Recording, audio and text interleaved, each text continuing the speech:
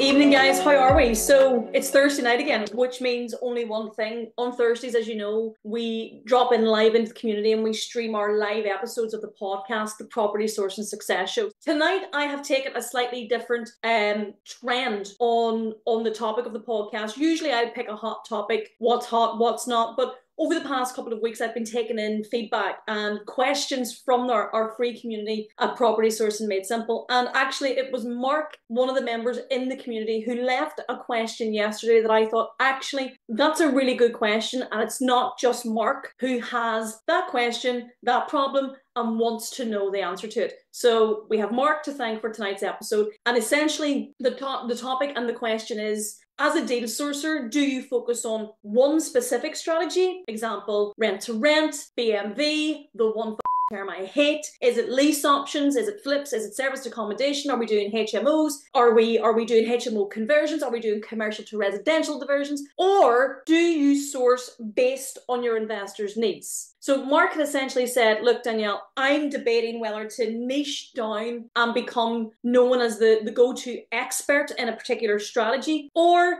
should I stay flexible? Should I stay open-minded and tailor deals to each investor as they come to me? Now, he had pros and cons for both. Specializing in one strategy, he had said, would help him create a stronger brand, a more targeted social content, perhaps better relationships with agents, while staying flexible, i.e. sourcing anybody, could actually open up more opportunities to him, but it might make it harder to stand out. He had asked, what's my approach? What had worked best for me? And he'd love to hear my feedback on it. So I thought it was a great question. And I think it's something that a lot of portfolio builders contemplate. I think it's something that a lot of portfolio builders actually have a bit of a quandary with. They don't know, should I stay area specific? Should I stay strategy specific? Or should I open the doors to absolutely everybody and source as and when bespoke to their needs, even if it means I'm running around doing 10 different strategies? I want to briefly tonight, you know that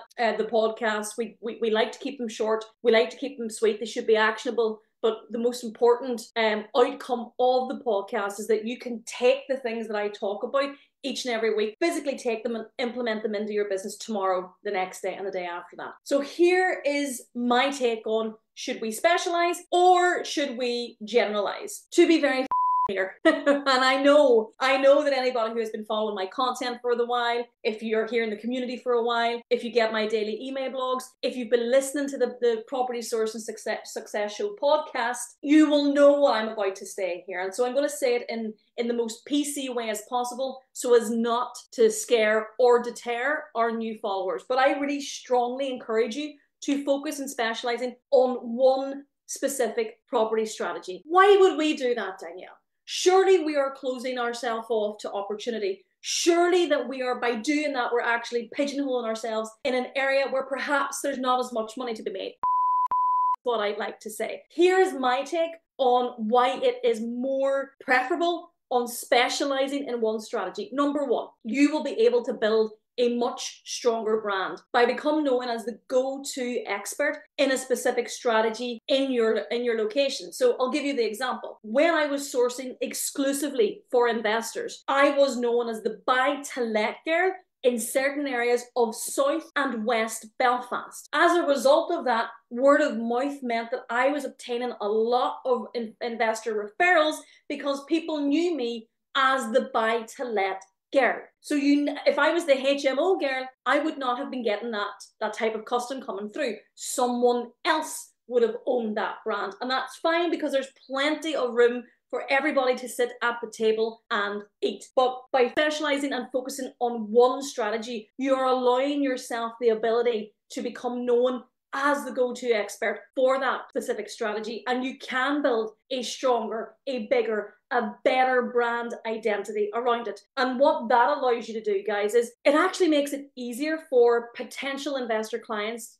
to recognize your expertise and to actually choose you over someone else who offers the same value, who offers the same strategy. Brand identity is really, really, really important, specifically as we move through 2025, where there are areas of the market becoming more saturated. And as I say to the guys inside our six-figure sourcing mastermind program, there are lots of people out there who are sourcing. There's absolutely no doubt about that. But there's an absolute ton of them sourcing absolutely abysmally.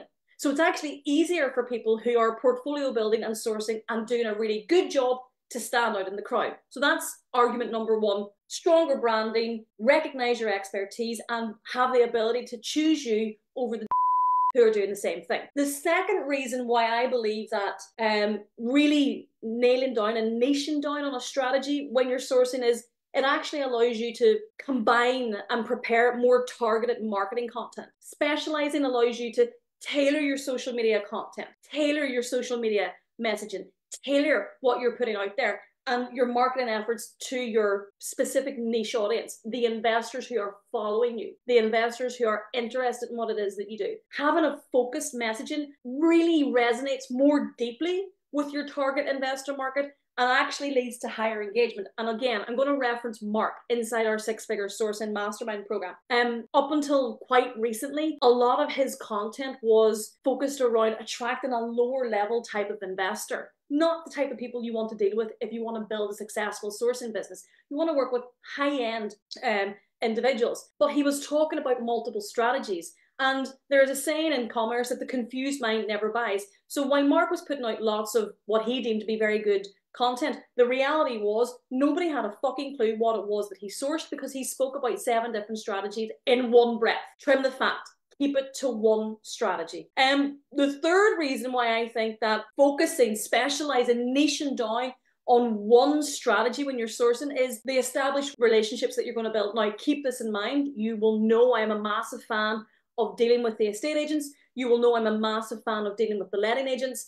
And if you are doing multi-strategy at any one given point in time, that agent is not going to have a clue what you might say on any day in question. So keep it niche, keep it really strategized, keep it really specialized so that you can build stronger relationships with the agents, so that you can build stronger relationships with the investors, so that you can build stronger relationships with other industry contacts within that specific strategy. This is really important. Now, if you flip that on its head, and let's say you said, well, Danielle, that's all very well, but I think I'm going to source multi-strategy. Let me tell you what I think the cons of that are. First things first, you will not be memorable. You will become one in a sea of many sourcing faces. You will have a serious and distinct lack of distinction. So being flexible might allow you to explore a variety of strategies, but it will also dilute your brand, and it will also dilute the ability for an investor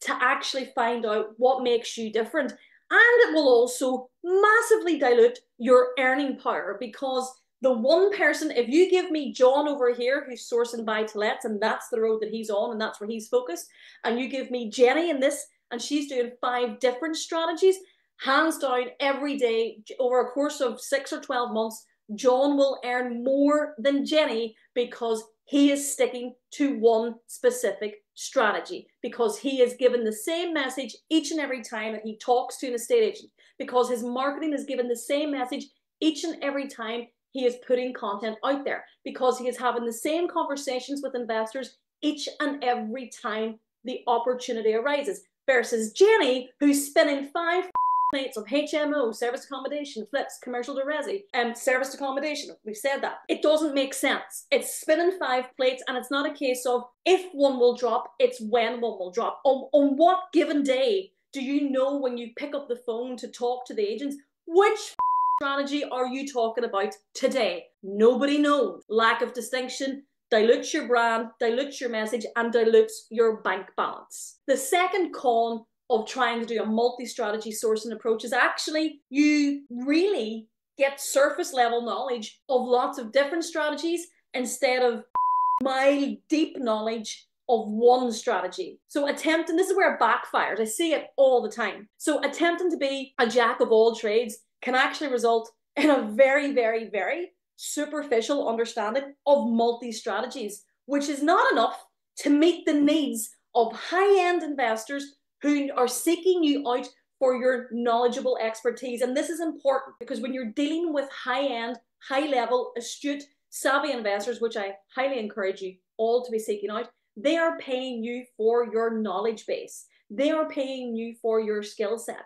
And if you're over here with 5 different micro knowledge chapters of lots of different strategies, it's not a great look. And the third reason why I think that doing a multi-strategy approach is shite is because it actually gives you lots of missed opportunities for growth, for expansion, for scale. Because doing a scattergun approach doesn't allow you opportunities for deeper learning. It doesn't allow you opportunities for maybe skill development in that area. Having that kind of expertise, guys, can lead to really lucrative joint ventures. It can really lead to really lucrative and innovative deal solutions. Specializing in one property strategy allows you to leverage your strength, build a strong brand, foster meaningful relationships within the industry. And here's the reality. A jack of all trades, as they say, is a master of none. So what I really encourage you to do is to focus on one strategy, position yourself as the true leader in that field. As I've often said, whether it's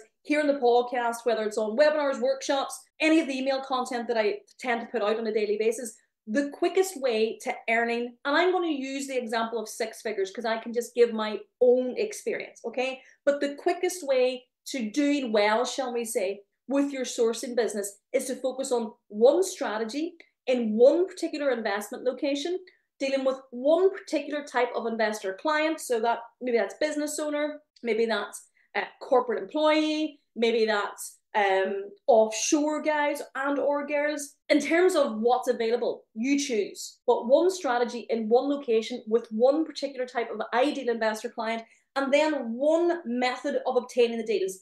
You will know that I'm a massive advocate for doing everything off market with the agents, not direct to vendor, not leaflets, not Vanderboard, none of that. So I hope this has been useful. If somebody asks me point blank, Danielle, should I source multiple strategies or should I source one? I will time and time again always advocate harness and master the power of one strategy. Give it your all, stick to it for 12 months, and I guarantee you, you will have earned more and you will be further ahead than the dipshit who's over here spinning 5 strategies. So I hope this has been useful, guys. If it has, tell your friends, and I'll see you all again next week. Bye-bye.